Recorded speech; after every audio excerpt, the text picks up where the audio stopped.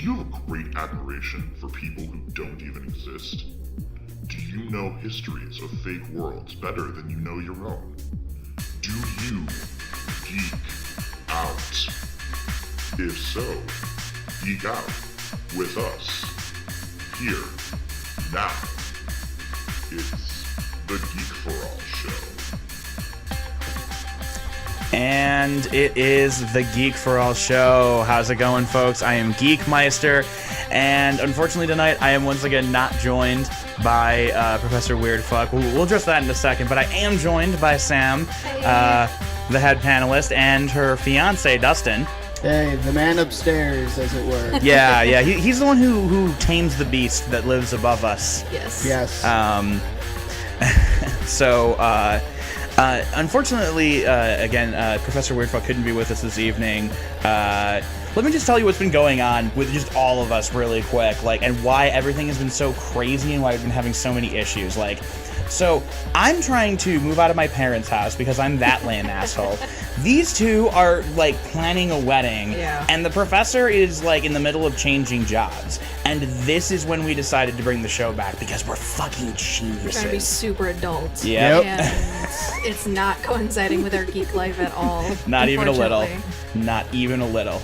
But it's all right. We're here tonight. We're doing stuff when we can, how we can. So we're here, and obviously the only thing that's worth talking about right now is Pokemon Go. Yeah. Does anything even matter at this point anymore? No, gotta catch them all. That is the only thing that matters. Yeah, that is it. It is catch the Pokemon. I think until Comic-Con, this is going to be the only thing that anybody's talking about. Pretty much. Yeah. And then, of course, cosplay is just going to, come back in and destroy everything. Yeah. Okay, so the thing... So, with Pokemon Go, I was really tempted to not do it at first because it seemed so fatty and trendy and all of that. And then...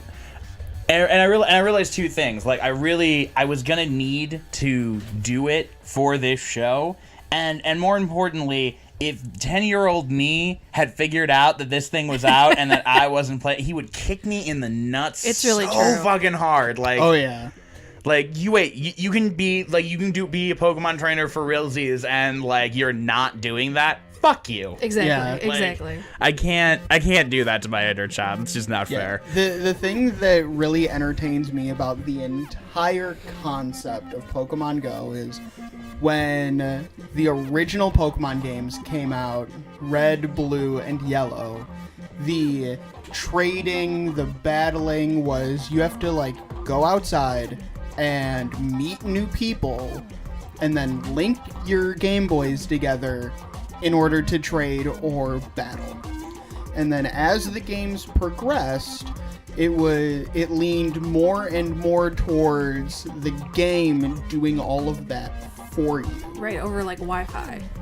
Right, and or now even with X and Y and then Omega Ruby and Alpha Sapphire, it is purely just sit in your dark, cold room away from everything else that lives and breathes. And the internet finds people all over the world that you don't even have to actually talk to, and you'll battle and you'll trade and you'll catch them all. And I think they realized that. I think they realized they were getting away from their roots because Pokemon has always been about building a community, right, and being active in one. And you're right. In the last few games, they've really gotten away with that because the technology has just gone that way, and it just seemed like a no-brainer. I think someone went, wait. What about when we used to battle each other out in the middle of a schoolyard and stuff? Where's that? Right, and it was overnight. They were creeping and creeping and creeping towards the internet doing all of that for you. And then overnight it was back to square zero. You have to actually have to go outside, meet new people in the sunlight, as terrible as that is. Well, I think that's the aesthetic of the AR as well, is that you're outside, you get to see these things. That's the point of the game, is that you see it in the real world. You see it as poorly superimposed as it is. There is something incredibly nifty about just look, that Pokemon is sitting on that ledge. I'm gonna catch it. Right, exactly. Or oh my god, it's sitting on my desk. Or you know. these gyms that don't actually physically exist are in our neighborhoods and in our workplaces or in historical monuments. There's one on top of the White House. There's one at the planetarium in Chicago. There's a couple of planetarium in Chicago. They're specifically at these landmarks so that people can go and be like, holy crap, I was at the base of the Sears Tower and there was a poker gym like right there. Right. Well, I mean, there's a number of ways you could bash on this game that I think to one extent or another may or may not be true. But if you really think about it, I think there's just a lot more good to this game than there is, because let's just get like what the negativity is out of the way. Yeah, people are looking down at their phones and potentially like running into shit. Like, but you know what? They were doing that anyway, right? Yeah. Like that's Pokemon Go did not actually affect that at all. Now they're just doing it outside. Now they're doing I it agree. with a geeky spin. It's not Facebook, it's not Candy Crush, it's Pokemon. So people have the feeling that they can shit on it even more. But it's a small percentage of the audience that's doing that. It's like 85% of this game is the phenomenal impact it has.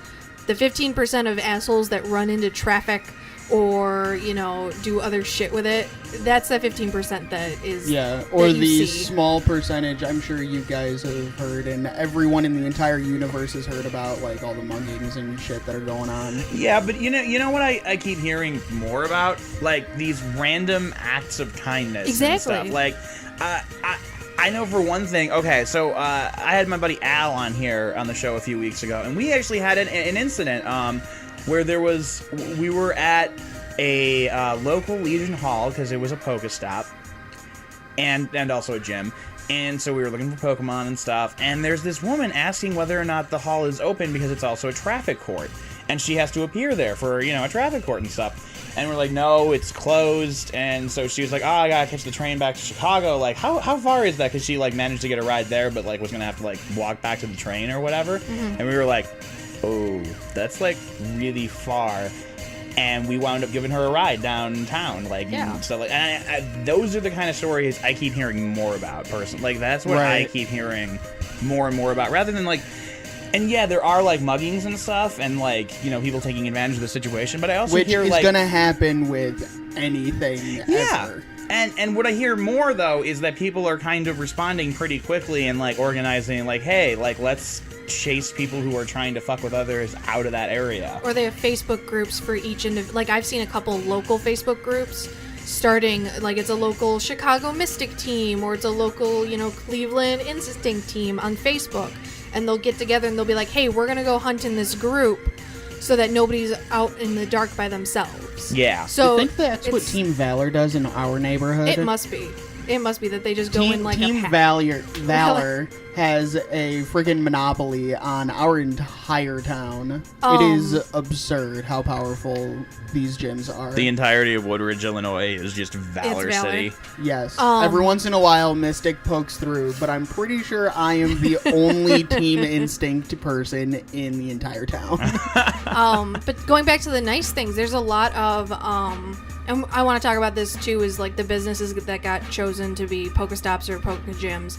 But a big thing that I've been seeing is animal shelters, dog shelters, that are saying, hey guys, if you're going to go out for a walk and play this game, stop by, pick up a dog. We'll give you the leash. We'll make sure that it's a dog that's really good on the leash, whatever. Take them for a walk.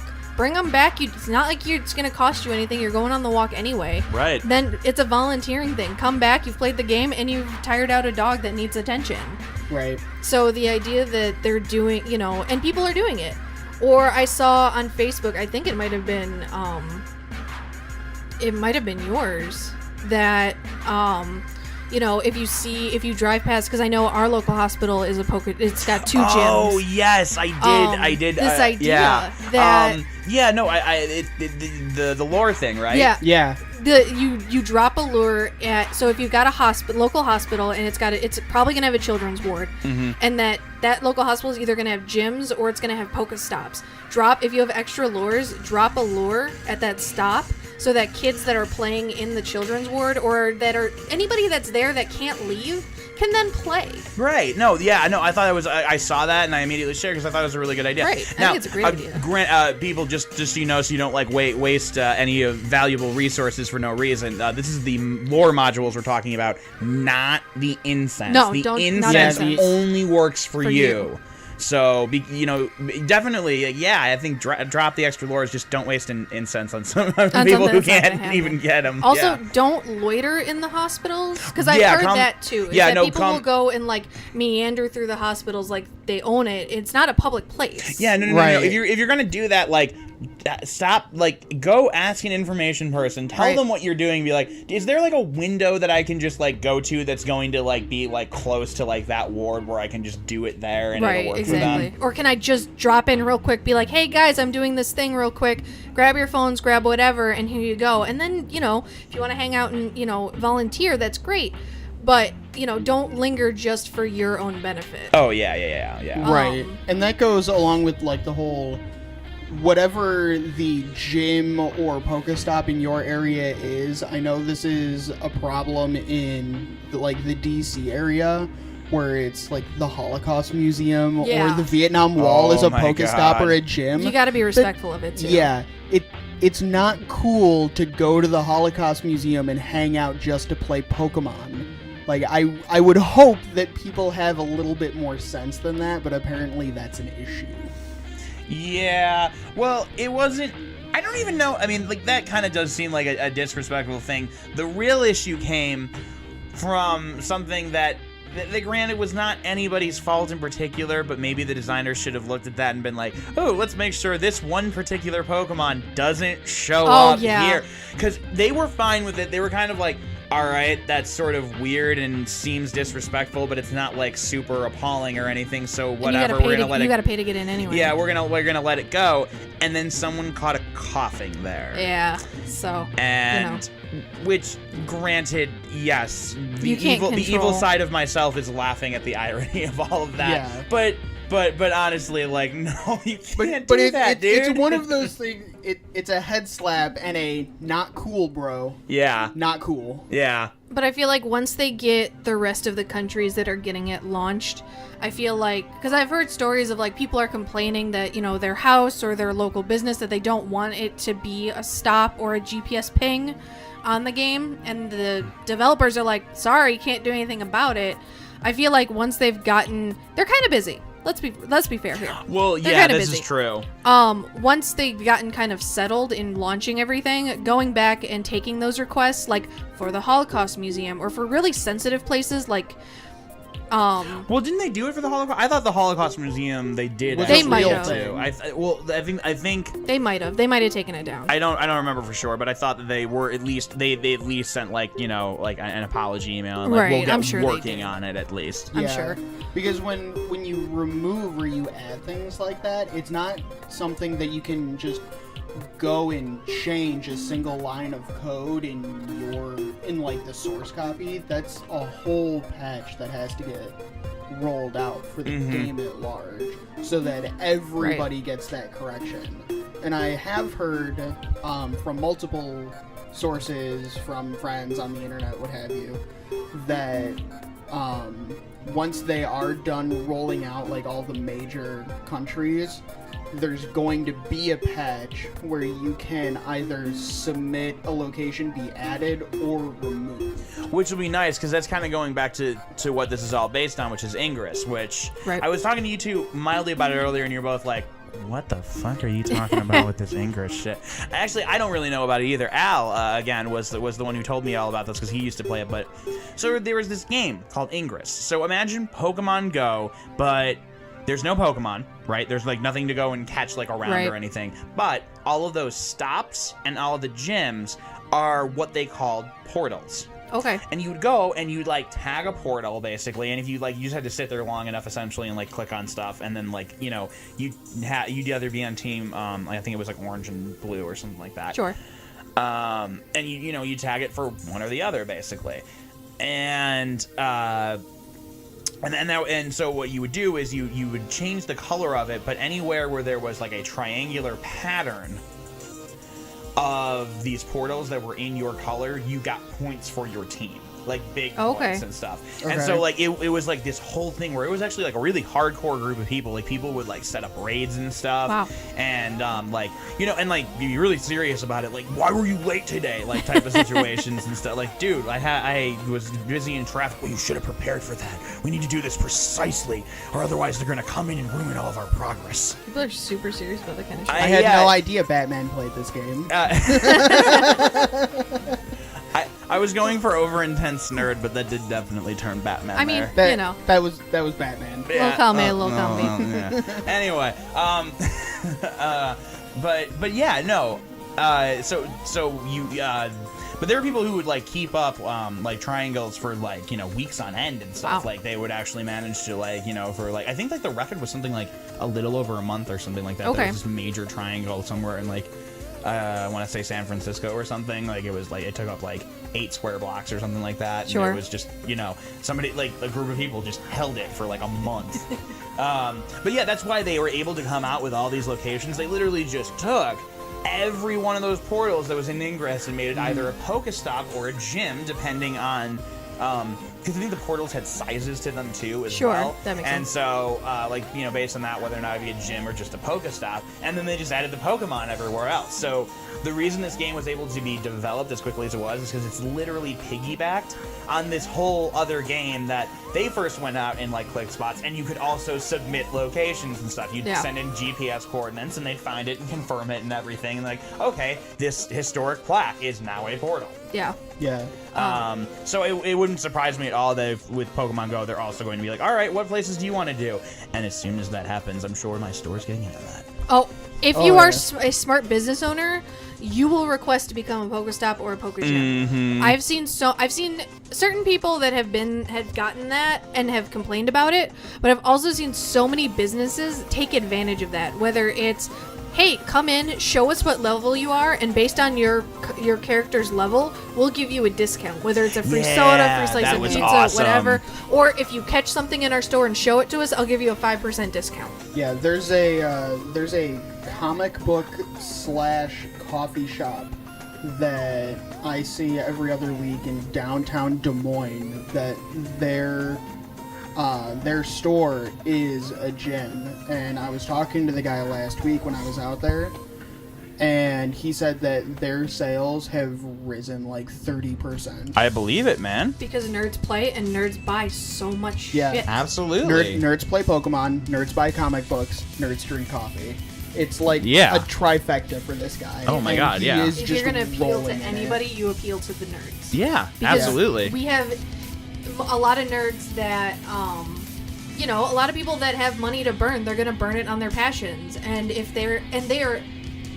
kind of demographic is super loyal to stores and other places. So if you've got a place that, you know, say you've got a comic book store that you already have a loyal fan base of, and you jump in on this bandwagon, it's going to be huge, because then they're going to tell their friends, and those friends are going to tell their friends, and it's just going to snowball into this huge following that this loyal group of customers is just going to come back time after time after time. Yeah, no, absolutely. Oh, I see Dustin. Okay. Dustin must go seed the savage beast. Must go feed the savage beast. Yeah. Soothe him. I talk good. Yeah, no, above us at all times there is a lovable but wild pit bull. Yes, who wants everyone's attention and hates when he's not the center of it. Yeah, as with most dogs, but he's big and can like move things. Yes, yes he can. Okay. But yeah, no, I agree with you entirely about the fact of that businesses should be taking advantage of this and not being like.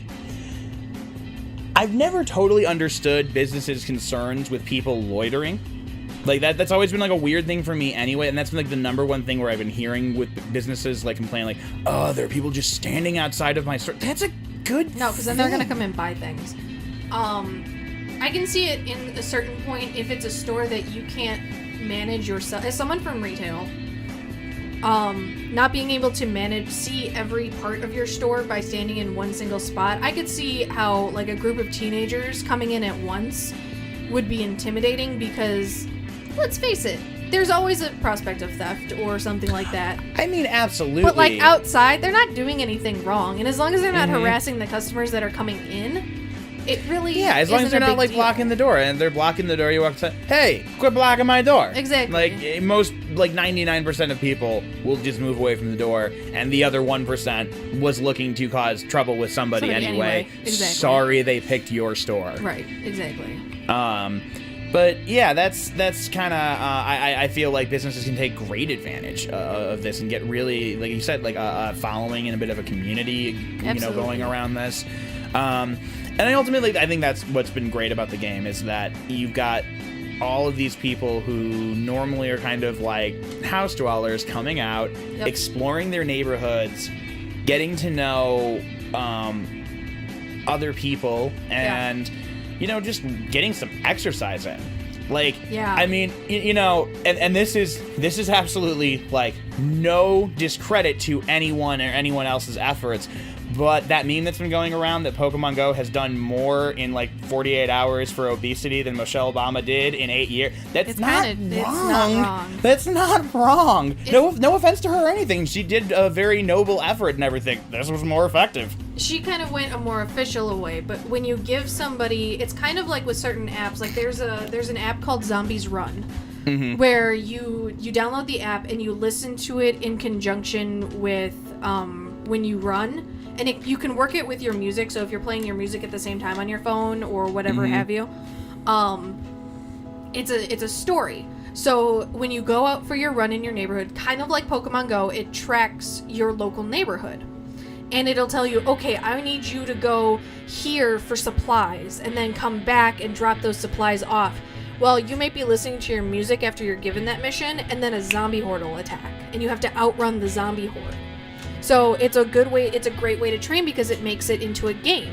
This is the same kind of thing. It's making this physical activity into a game, whether you're hatching eggs or trying to track down that damn Abra that's haunting you all damn week. Oh my god. Other than Drowsy, I have not been able to find psychic Pokemon anywhere. Like, it's killing me. I've got one Abra that's been haunting me. It's been stalking me all week, but every time I go outside, it leaves my radar.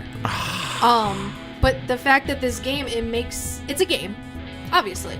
But that's what makes it fun, is that you'll walk to your local gym, the Pokemon gym. It might not be close, but then you realize that you already walked half a mile to get there, and it doesn't mean anything because you're catching things along the way, or you're watching your radar.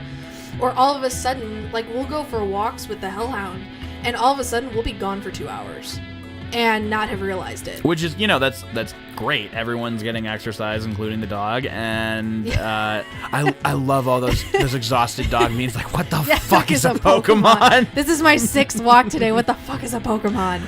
I mean, exactly. Yeah, no, but I mean, I feel like that's an overall good thing for people, especially for kind of the nerdier, geekier demographic. Like, we tend to be, more sentient, troll cave trolls and shit. You know what I mean? Like, and coming out, getting some sunshine and fresh air, I think is a really, really good thing. Exactly. I'm wishing luck to all the teachers out there come fall. Oh my god, yeah, I don't. Because I could see the game. It's already very difficult for teachers nowadays to get kids' attention when they have iPhones. Like, when we were kids, it wasn't a problem because the only game on my flip phone on my cell phone was Snake.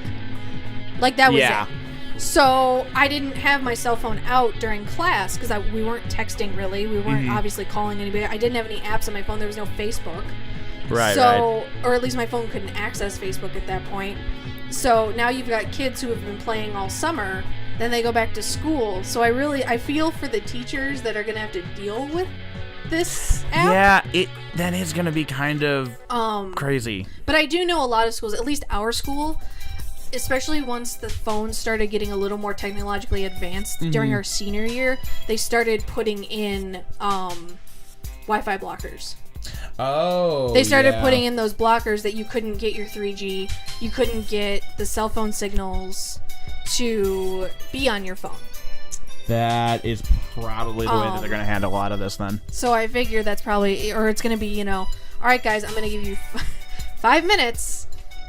and if you don't see anything, we're done. Like, put it away, we're done. Yeah. But again, I think it's going to be the same thing like any other game, where, you know, kids are going to pull out their phones. There's always a new distraction. There's always a new way for people to be stupid. Exactly. You gotta weigh out the good with the bad, and I think the good on this one totally outweighs any of the unfortunate decisions that certain people are making. Right.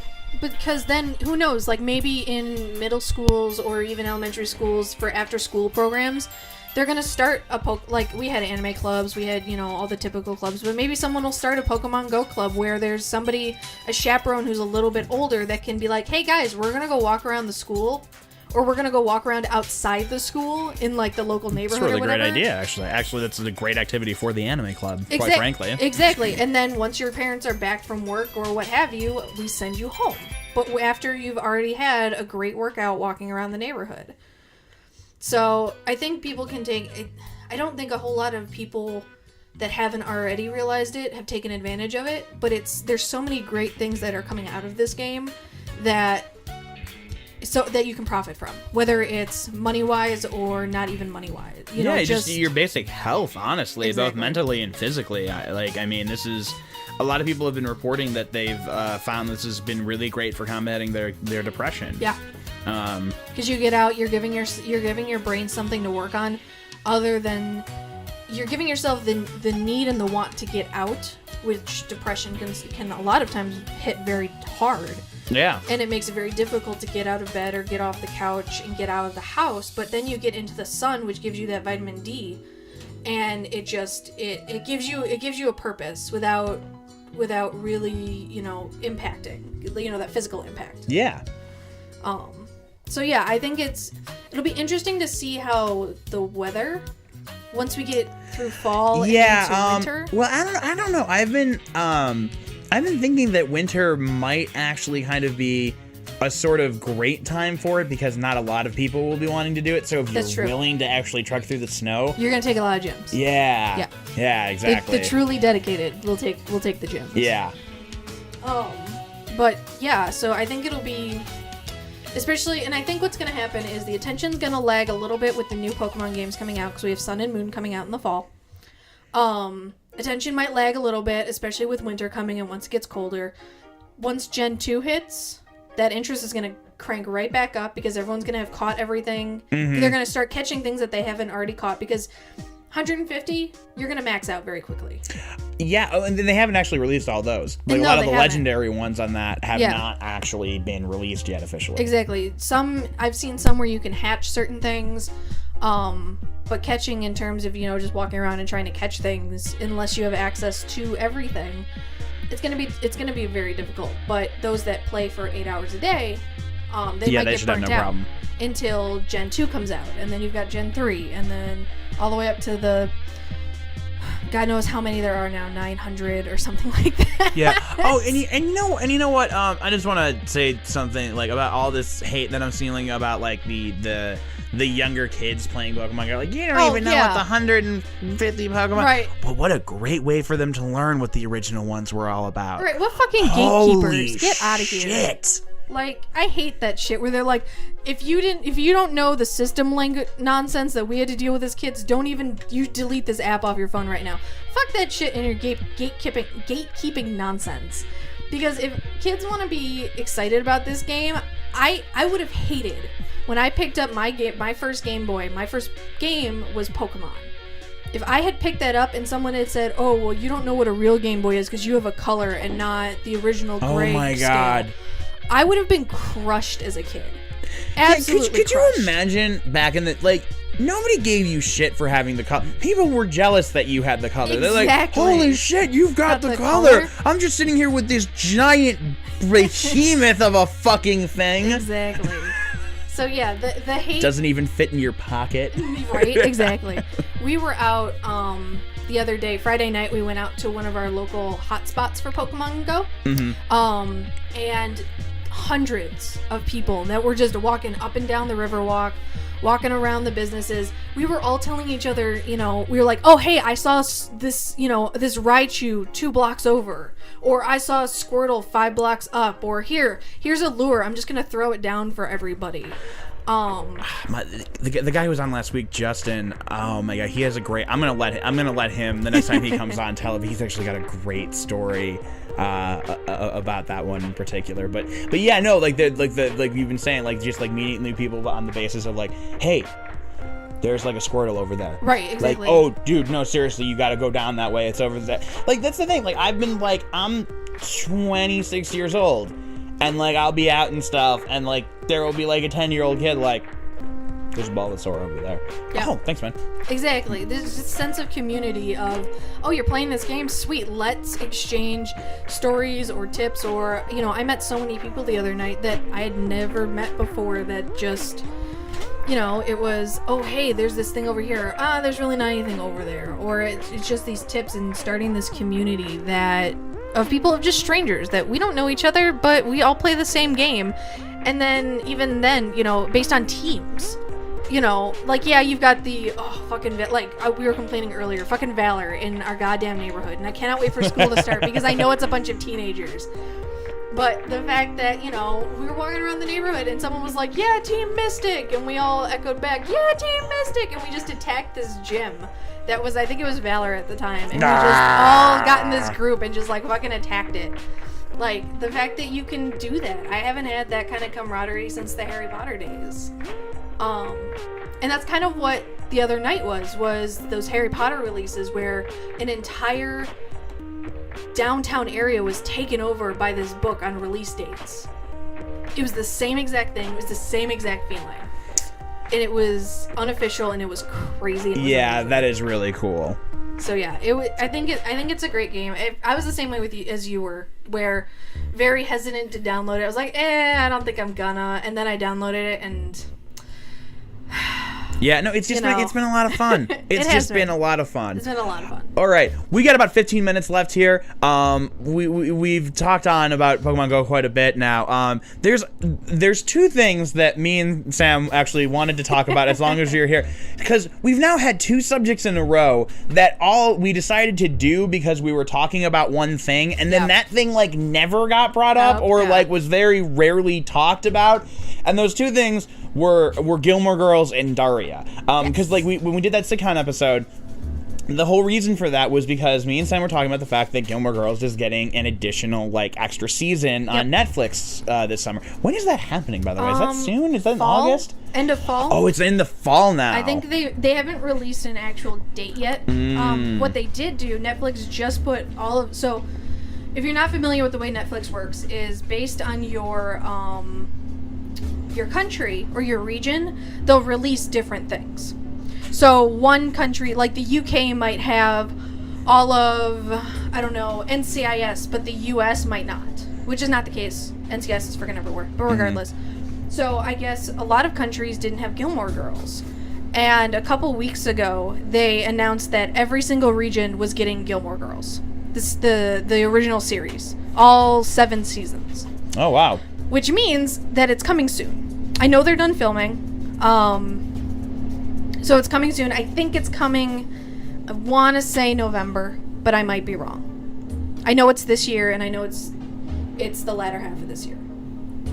Okay, I gotcha. But yeah, so my thing with Gilmore Girls is that like it's kind of weird, like me being like a guy and everything, and like actually like, wait, you watched Gilmore Girls? Yeah, that show was awesome. What? So good. No, here's the thing though, is that like, okay, yes, there was a lot of women on the show, and it was kind of like from their perspectives, but these were very, very smart and very witty women. Yeah. So it was like, okay, I can deal with a perspective that's very different than mine if it's this fast paced and it's this interesting to like listen to the banter of, which is that was kind of what that whole show was, is that I can't. Oh God, I can't. Oh, it was a Scrubs. The mothers and daughters. They talk so fast, but they talk so true, or something along those lines. That's exactly it. That was exactly it. But yeah, no, they have conversations where it's just like there are no two human beings that are actually like this funny in real life, but you kind of don't care. No, you don't. Like the whole center of Stars Hollow is all of these caricatures. Oh my God, they're so bad. Each and every character, whether it's Lorelai or Rory or Luke or Michelle or Suki or just Gypsy or Jackson, anybody, you know somebody who's like that person. Yeah, Whether absolutely. It's somebody who's super controlling like Taylor, or somebody who's coffee addicted like Lorelai, or somebody who's outspoken like Gypsy. You know somebody and has those traits. I think most of us nerds are Lorelai. Oh, too. yeah. Either Lorelai or Rory. Oh yeah. Kind of. I was Rory as a kid, and then I grew up and became Lorelai. Yeah. I mean, I'm somewhere between Lorelai and Luke.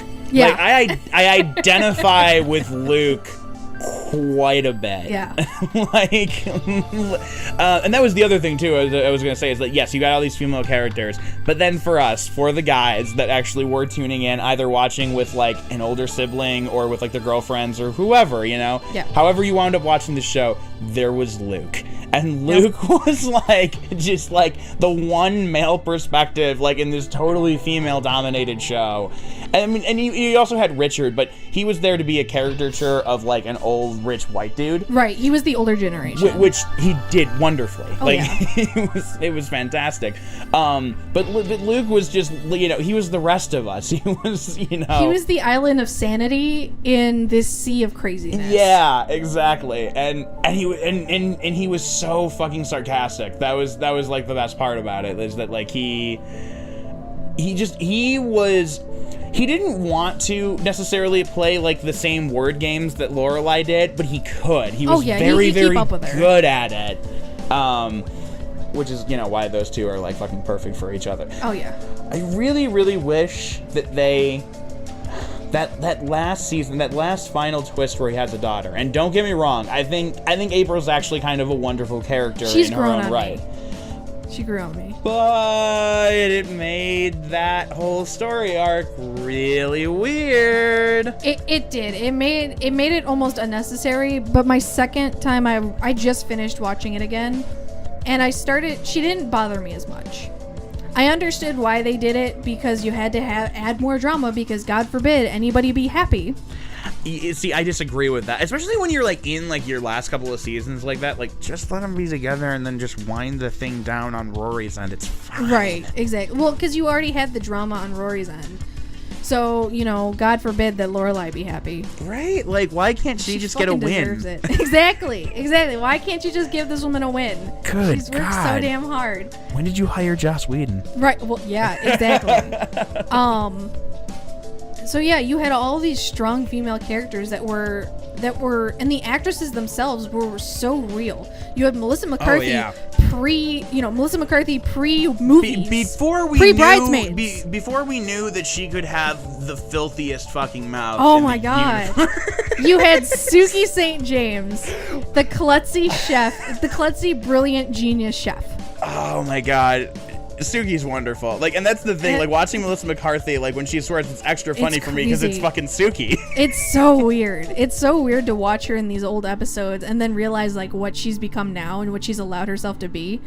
It's insane. Please let the new Ghostbusters be good. Please. Oh yeah, we're gonna have to have an episode we on that haven't one. watched it yet, We but haven't when we watched it do, yet. we will let you know one way or the other how we feel Feel about the about it. situation. Please be good, for the love of God. But you get all these characters. You know, you had Suki, you had Miss Patty. Specifically those two actresses who were not, you know, sticks. They were a real, you know, they had body types that were. Oh yeah, you know, no, they were she's these body types that a were big very- lady. Yeah, but they're you know, because it's also, on top of being a drama, it's a comedy. But their weight was never brought into conversation once. Right. In the seventh season. That's not true. Suki has a little bit of. When it actually makes sense for it to be brought up, Right. it gets brought up. They don't do like the dancing around thing. They No. just don't bring And it's up never a unnecessary joke. things. Yeah. It's never a joke. They don't make Suki be the klutzy, ugly, fat friend. She's this gorgeous woman who is insecure because everyone is insecure about their bodies at some point in time, and it's so real. And then you've got this entire cast of these townspeople, and no one looks the same. There's not. That's you know, just true. No, you had real-looking people in that town. that you felt like you could drive through this town and see all of these people.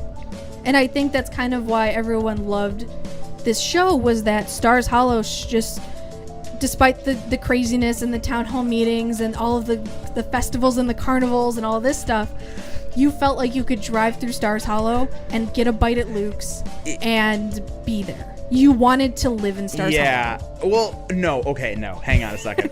I wanted to live in Stars Hold Hollow. up. I do not want to live in Stars Hollow. I live in Stars desperately want to visit Stars Hollow. Yeah, that's probably a little better. That's probably a little better. and observe one of those town hall meetings. By the way, if you ever needed convincing of whether or not this show is actually worth watching, just look up Gilmore Girls town hall montage on Yes. YouTube, because I'm sure somebody has done videos of this, and just watch a montage of these town hall meetings, because they are easily one of the best parts of this show, because it, like, if you've ever, they were like their own mini Parks and Rec episodes. They were like, absolutely. But just the fact that how much of an impact this show has had on the industry as a whole, because you still have shows that reference this show. Like, I think Family Guy had a reference. It was a caricature of Lorelai and a caricature of Rory, and it was a joke on how fast they talk. Yeah. Because it was just and it was like their 30-second clip of just them going and then it stopped. But it's true. No, like, I think Seth MacFarlane had them make out at the end. If I'm not I think so. mistaken. I think that was like. But it's funny because he was on that show. He was on Gilmore Girls. Was he really? He was on Gilmore Girls for an episode. It's when Lorelai graduates from business college. Ah, okay. And he's the asshole because Emily shows up and Emily does her thing where she wants like a camera crew and she has Lorelai pick out a corsage and all this other and like makeup and all this other shit. And Seth MacFarlane's the asshole classmate who rags on all the rich people. So he was on that show, okay. which is super funny, and I think he did a couple producing. Well, I things mean, for it, and in fairness to MacFarlane, he is willing to make fun of things that he actually likes, and I strike him as the type of dude who would actually appreciate what Gilmore Girls is. So Exactly. I'm sure he made that like in good jest of just like, yeah, they talk really fast and they're hot. I think it was just basically like was supposed to be what, because I mean, like most everybody in that show, you're right about the body types and everything is really on point. Lorelai and Rory are exceptionally good-looking people. Like they really are. It's very true. They still had their supermodel stars in like the head of the whole thing. Yeah. But it's hard to escape that.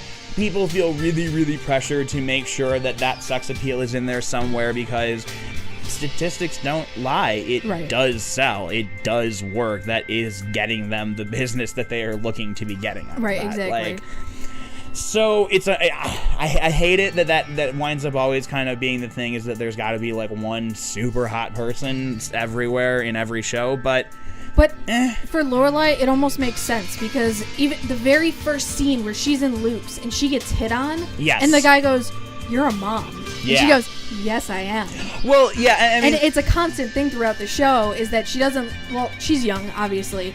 But she's not the stereotypical, I wear mom jeans kind of mom. And then they come over to Rory and they're like, "Oh, you're a daughter." And she goes, "Yeah, she's my daughter." And like, it's a whole thing of Rory doesn't act like a daughter and Lorelai doesn't necessarily act like a mom. In the sterotypical sense. But they still do have that relationship overall. Oh man, the first episode where Rory decides that she doesn't want to go to the prep school all of a sudden because Dean shows up. Yep. Does he have a motorcycle? Because he better have a motorcycle. Is the line, and it's phenomenal. Their argument over that. And actually, I like from that first scene, like that argument is hysterical right up until Lorelai finally goes, "All right, well, I'm going to be the adult. I've never had to do this. Like, since the time you were 5, I've never had to do this. But fuck you, this is happening," basically.